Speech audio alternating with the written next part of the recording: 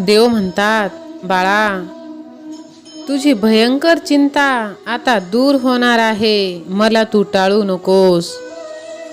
मी सर्वांसाठी सारखाच आहे बाळा, पण जो माझी मनोभावे निस्वार्थीपणे पूजा करतो, माझे नामस्मरण करतो, मी देखील तेवढाच प्रेम त्याच्यावरती करत असतो.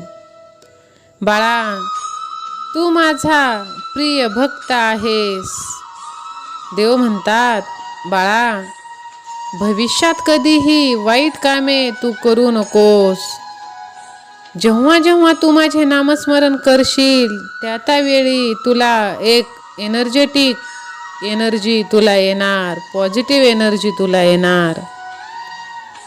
नेहमी आपल्या सोबत कायम असते ती एकमेव शक्ती म्हणजे स्वामी शक्ती. जेव्हा माणूस पूर्णपणे हरतो तेव्हा त्याला अशा एका शक्तीची आठवण होते जी त्याच्या सोबत कायम नेहमी असते, आणि ती शक्ती म्हणजेच जगाचा नियंता परमात्मा. काही लोक देवाला मनुष्यात पाहतात, तर काही लोक मूर्तीमध्ये. ज्यांची जशी निष्ठा, भगवंत त्यांना तसाच दिसत असतो. आपल्या वेदांमध्ये सुद्धा लिहिले आहे, यथा दृष्टी तशी सृष्टी. देवा, माझे कष्ट तुम्ही कमी करा, अशी मागणी करण्यापेक्षा मला ते कष्ट सहन करण्याची ताकद मला दे देवा, असे तुम्ही देवाकडे प्रार्थना करा. जर आपण कुणाचे वाईट केले नाही तर देव आपले सुद्धा वाईट करत नाही. तुम्ही विश्वास ठेवा देवावर, ते सगळं व्यवस्थित करत असतो.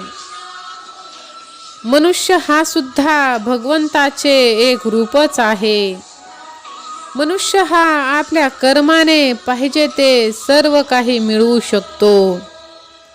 ईश्वराला बाहेर कुठेच तुम्ही शोधू नका, तो आपल्यातच आहे. दया, क्षमा, शांती जेथे आहे तेथे ईश्वराची उपस्थिती असतेच.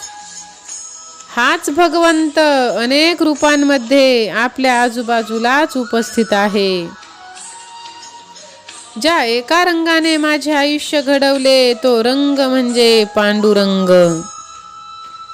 जर तुमच्या मनात श्रद्धा असेल तर देवाकडे जाण्याचा रस्ता सुद्धा तुम्हाला मिळू शकतो. पाठीवर जर देवाचा हात असेल तर घाबरण्याचे काहीच कारण नाही. इथे पाहिजे ती फक्त आणि फक्त आपली भक्ती आणि देवांवरचा विश्वास. प्रार्थना म्हणजे फक्त शब्दांचा उच्चार नव्हे. प्रार्थनेचा अर्थ ईश्वराचे चिंतन करणे आणि त्याला अनुभवणे सुद्धा. देव म्हणतात, बाळा, तू फक्त माझ्यावरती विश्वास ठेव. कितीही मोठे संकट आले किंवा अडचण आली तरी त्यावेळी आपण शक्य असल्यास स्वामींच्या केंद्रात जावे, नाहीतर आपण आहे त्या स्थितीत त्यांचे नामस्मरण करावे.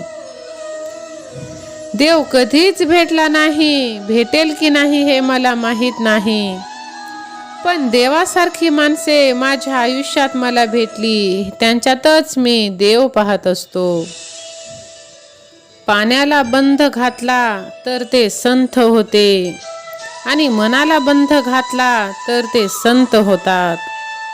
प्रार्थना म्हणजे सर्वात चांगले वायरलेस कनेक्शन. देशातील दारिद्र्य आणि अज्ञान घालवणे म्हणजेच ईश्वराची सेवा. तुम्ही दुःखी माणसाला मदत करण्यासाठी लांबवलेला एक हात प्रार्थनेसाठी जोडलेल्या 2 हातापेक्षा अधिक उपयुक्त आहे. दगडानेही डोके फुटतात, पण त्याच दगडाची जर मूर्ती बनवली तर तेच लोक त्यावर डोके टेकवतात. एखादे काम करण्यास आपण पूर्णपणे असमर्थ असतो हे समजून आल्यानंतर आपण पूर्णपणे ईश्वरावर भरवसा ठेवतो, आणि या भावनेलाच प्रार्थना असे म्हणतात. कर्म म्हणजे प्रत्यक्ष सेवा, भक्ती म्हणजे सेवाभाव. कोमलता हा हृदयाचा धर्म आणि सबलता हा देहाचा धर्म. देहाला वज्रापेक्षाही अधिक मजबूत बनवता येते आणि हृदयाला फुलापेक्षाही अधिक कोमल. क्षमा ही एकमेव गोष्ट या जगात आहे जी पापाचं रूपांतर पुण्यांमध्ये करू शकते. जर तुम्ही परमेश्वराचे प्रिय होऊ इच्छित असाल तर त्याच्याकडे तुम्ही काहीच मागू नका. त्याने जे दिले आहे त्याबद्दल तुम्ही देवाचे आभार माना. ज्ञानाशिवाय भक्ती आंधळी आहे, भक्तीशिवाय कर्म आंधळे आहे आणि ज्ञान, भक्ती व कर्म याशिवाय मानवाचे संपूर्ण जीवनच आंधळे आहे. ज्याचे मन निरंतर धर्मरत असते त्याला देव देखील नमस्कार करत असतो. या 3 गोष्टी सतत तुम्ही देत राहा, मान, दान आणि ज्ञान. केस वाढवून देवानंद होण्यापेक्षा ज्ञान वाढवून विवेकानंद तुम्ही व्हा. एखादे काम करण्यास आपण पूर्णपणे असमर्थ आहोत त्यावेळेस तुम्ही ईश्वरावरती सर्व सोपवून द्या. अंतःकरण स्वच्छ ठेवण्याकरिता नियमितपणे ईश्वर प्रार्थना केली पाहिजे आणि ती करता सुद्धा आली पाहिजे. ईश्वर हा स्वतःचे मंदिर मानवाच्या हृदयात उभारत असतो. देवाने एक दरवाजा बंद केला तरी तो हजारो दरवाजे आपल्यासाठी उघडत असतो. फक्त आपण प्रयत्न करायला हवे. देवाला तुम्हाला काय हवंय ते मागण्यापेक्षा तुम्ही योग्यतेप्रमाणे मागा. कदाचित तुमची योग्यता तुमच्या इच्छेपेक्षा मोठी असेल. देव परमेश्वर नेहमी कृपाळूच असतो.